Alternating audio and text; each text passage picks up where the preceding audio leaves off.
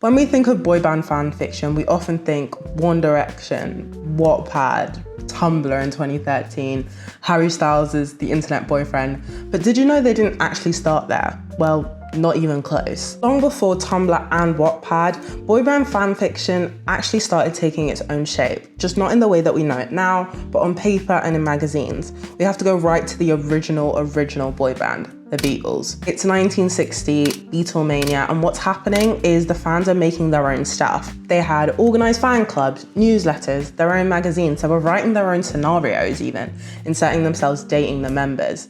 Now, this all sounds familiar, doesn't it? It wasn't fan fiction yet, but it was taking the shape of fan fiction. And then we get to the 1990s, where the real boom of the boy bands happened. Westlife, Take That, Backstreet Boys, NSYNC, you name it. These really pushed the boom of what we know as boy band fan fiction now.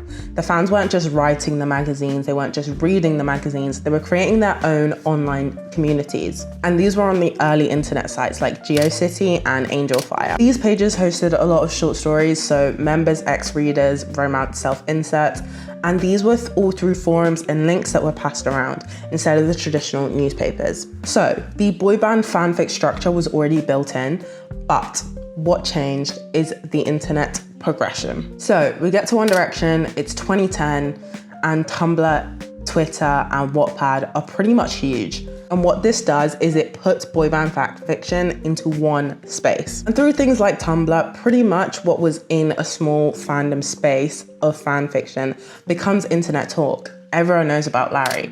It just became huge. And so while One Direction weren't the first team to ever get boy band fan fiction written about them, they were a big part of the boy band fan fiction that we see today and the industry of it. Because today we have K-pop fandoms that are pretty much taking over AO3 with all of their ships. Groups like BTS and Stray Kids are pretty much top of the top on those lists. And those are all things that we learned from the One Direction times. So yes, the platforms might have changed, but the patterns necessarily haven't. Every generation thinks they invented it.